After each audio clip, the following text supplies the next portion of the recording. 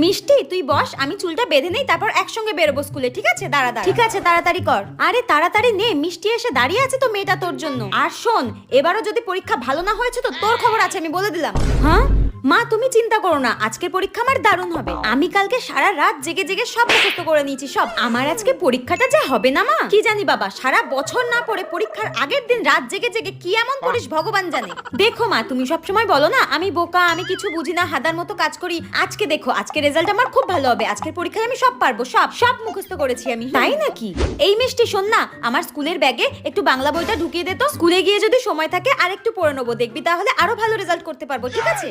হ্যাঁ, বাংলা বই ঢোকাবো, কিন্তু আজকে তো ইংরেজি পরীক্ষা। হ্যাঁ, আজকে ইংরেজি পরীক্ষা? আমি তো সারা রাত বাংলা পড়েছি। কি?